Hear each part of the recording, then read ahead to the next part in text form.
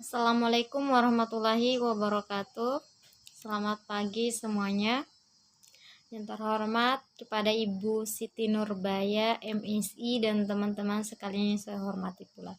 Perkenalkan, nama saya Sri Wahyunisi. Saya dari kampus STKIP Bima, jurusan Pendidikan Sosiologi. Di sini saya akan mempresentasikan tugas mata kuliah saya, Sosiologi Keluarga, tentang disorganisasi keluarga. Di dalam disorganisasi keluarga ada beberapa tahapan. Tahapan pertama adalah perceraian, yang kedua adalah faktor penyebab terjadinya perceraian, yang ketiga adalah pengaruh negatif perceraian terhadap anak, dan yang keempat adalah solusi menyikapi disorganisasi keluarga atau perceraian. Mungkin teman-teman baru saja mendengar kata disorganisasi. Nah, di sini saya akan menjelaskan apa itu disorganisasi. Nah, disorganisasi adalah gejala pergeseran nilai-nilai sosial serta pudarnya keterikatan tatanan sosial dari suatu lembaga sosial yang mengakibatkan lunturnya nilai-nilai maupun norma sosial. Jadi dalam disorganisasi ini mengarah pada kekacauan atau perpecahan dalam kehidupan masyarakat. Jadi itulah disorganisasi. Nah, selanjutnya adalah keluarga. Keluarga pernah kita alami dan pernah kita dengar ya, Kak, apa sih keluarga itu? Oke. Keluarga adalah unit terkecil dari masyarakat yang terdiri dari kepala keluarga dan beberapa orang, yaitu ayah, ibu, kakak, dan adik. Jadi, disorganisasi keluarga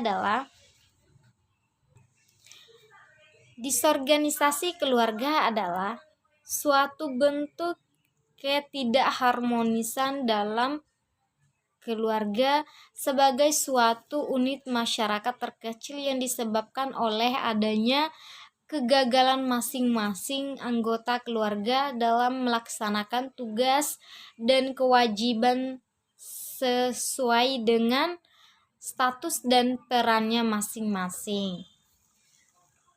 Nah, di dalam disorganisasi keluarga terdapat yang namanya bentuk-bentuk disorganisasi keluarga yang menurut William Z. Godin ya, ada beberapa bentuk-bentuknya. Yang pertama adalah disorganisasi keluarga yang disebabkan oleh karena hubungan-hubungan yang dibangun tidak berdasarkan ikatan perkawinan yang sah. Nah, sedangkan yang kedua adalah disorganisasi keluarga yang terjadi sebagai akibat dari putusnya hubungan perkawinan, yakni yang disebabkan oleh perceraian. Nah, yang ketiga adalah disorganisasi keluarga yang disebabkan oleh adanya kematian dari kepala keluarga yang bersangkutan. Yang keempat adalah disorganisasi keluarga yang disebabkan oleh faktor-faktor internal keluarga yang bersangkutan, seperti terdapat anggota keluarga yang sakit jiwa, berperilaku menyimpang, dan lain sebagainya. Jadi saya akan menjelaskan dari disorganisasi keluarga yang terdapat tahap-tahap tadi. Nah, tahap pertama adalah perceraian. Mungkin teman-teman sudah mendengar kata perceraian. Nah, di sini saya akan menjelaskan perceraian menurut aturan Islam dan dalam sosiologi. Nah, perceraian itu adalah berakhirnya pernikahan yang telah dibina oleh pasangan suami istri yang disebabkan oleh beberapa hal seperti kematian dan keputusan keadilan.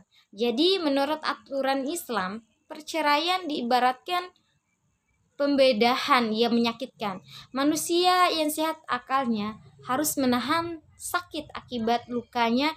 Dia bahkan sanggup diamputasi untuk menyelamatkan bagian tubuh lainnya, sehingga tidak terkena luka atau infeksi yang lebih parah. Jika perselisihan antara suami dan istri tidak juga reda dan rujuk atau berdamai kembali, tidak dapat ditempuh maka perceraian adalah jalan yang menyakitkan yang harus dijalani.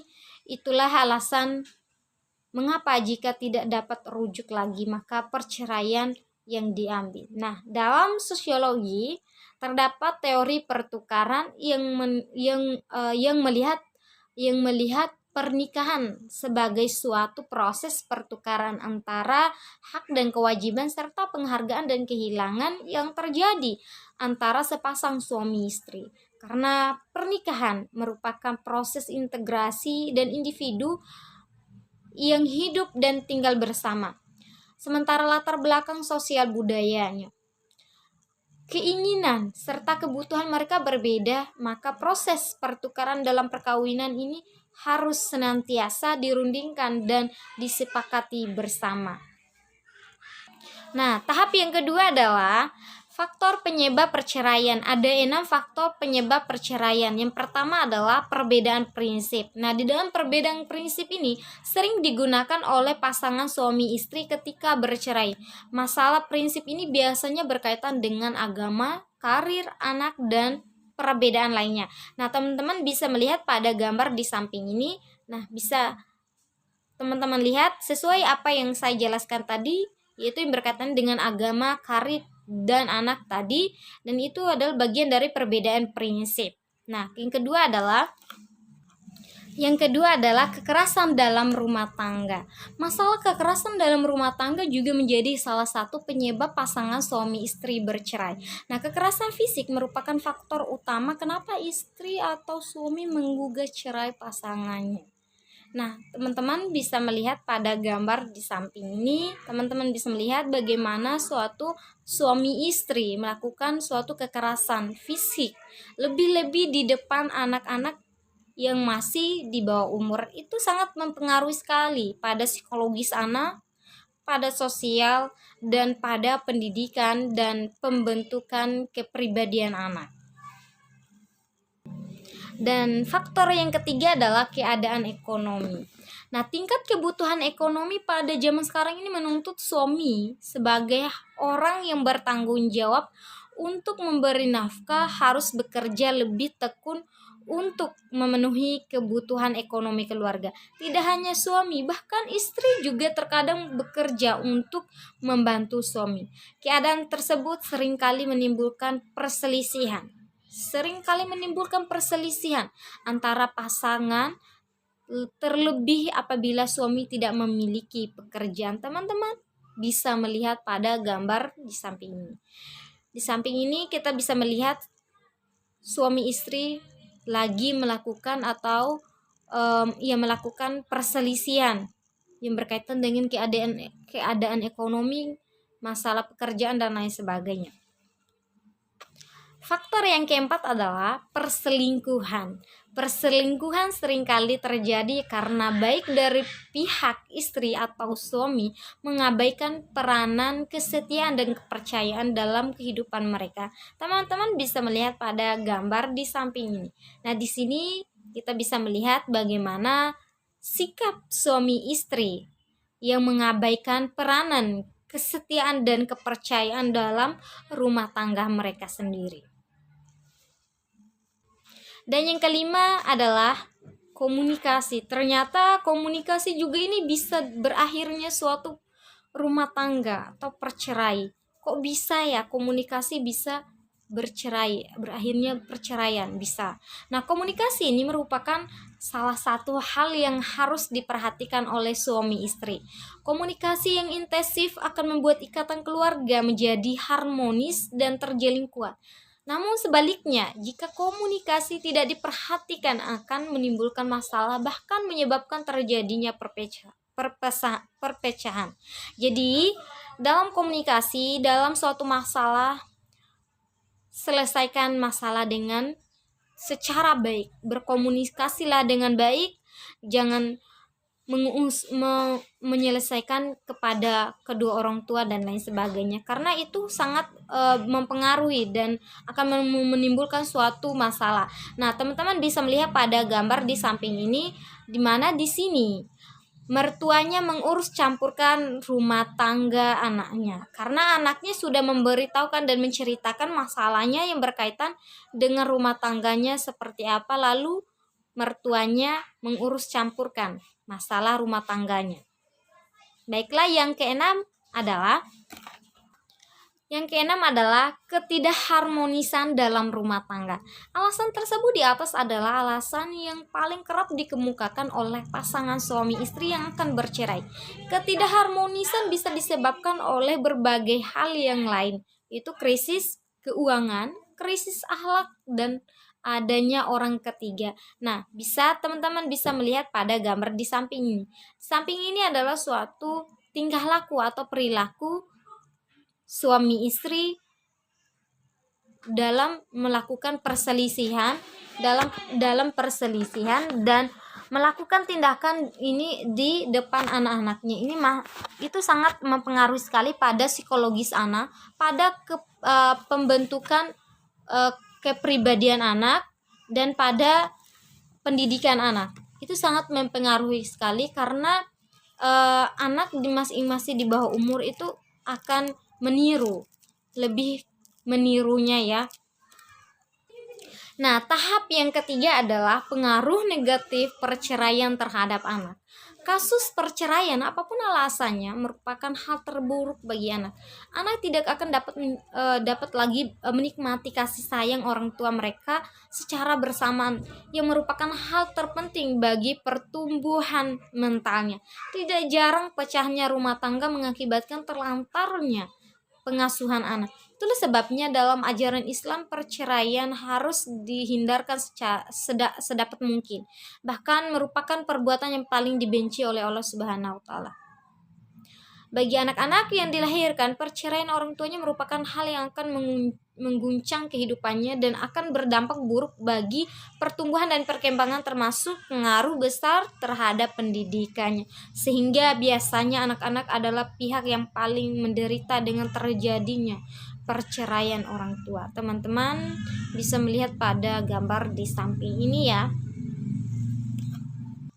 Dan dalam pengaruh itu terdapat dampak negatif kasus perceraian terhadap perkembangan dan terhadap pendidikan dan perkembangan anak. Ada beberapa, yaitu pertama adalah anak kurang mendapatkan perhatian, kasih sayang, dan tuntutan pendidikan orang tua, terutama bimbingan ayah ibu, karena ayah dan ibunya masing-masing sibuk mengurusi permasalahan mereka. Yang kedua adalah kebutuhan fisik maupun psikis anak menjadi tidak terpenuhi.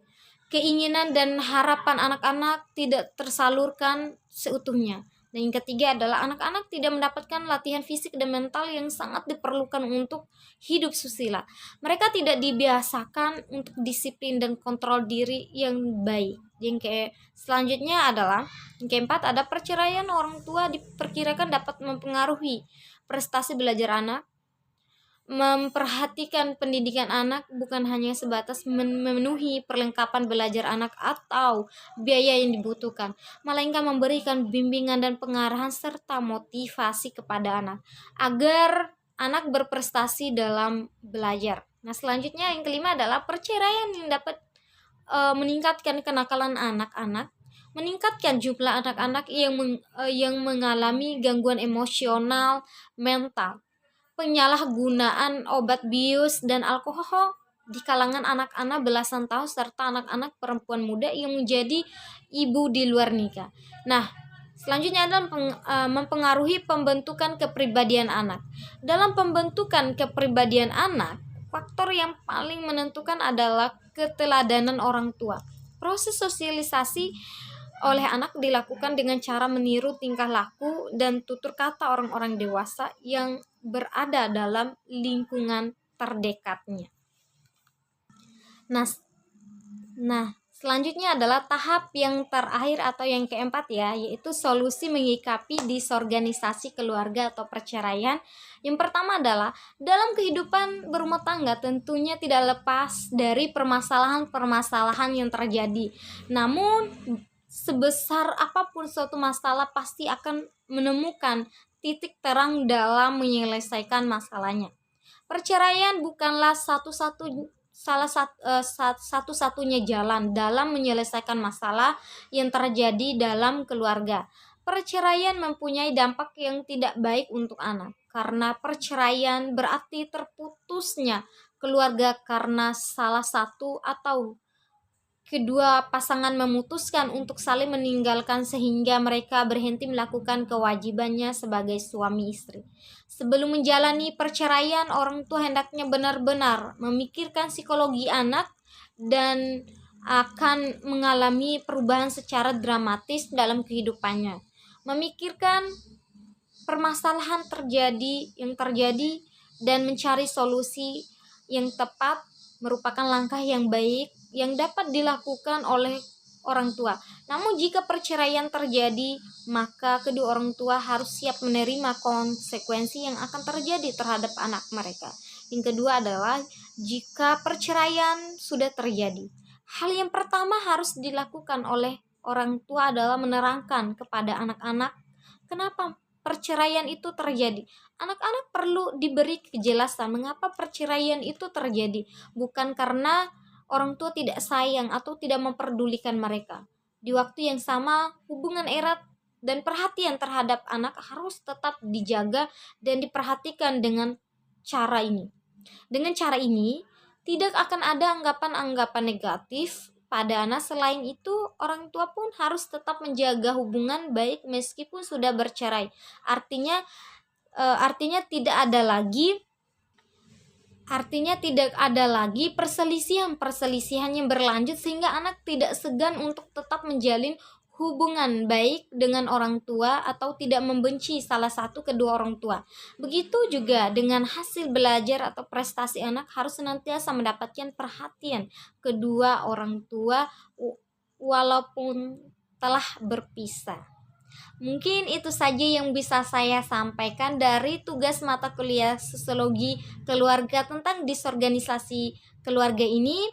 Nah, sebelum saya akhiri dulu, saya akan menyimpulkan dari presentasi saya hari ini. Nah, di mana dalam suatu masalah pasti ada, di dalam kehidupan pasti ada masalah. Sebelum berkeluarga pasti ada masalah, yang hanya saja masalahnya berbeda-beda. Namun, dimanapun masalah, apapun masalah, selesaikan dengan baik.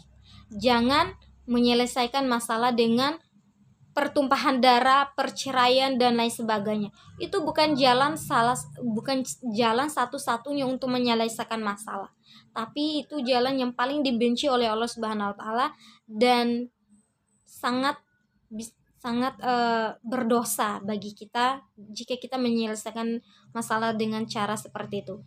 Dan ketika bercerai, otomatis itu bisa dikatakan tidak mampu untuk menyelesaikannya. Seorang wanita ketika meminta bercerai atau dicerai itu bisa dikatakan dia tidak mampu untuk membangun rumah tangga yang baik dan lain sebagainya. Mungkin itu saja yang bisa saya sampaikan dari presentasi saya hari ini.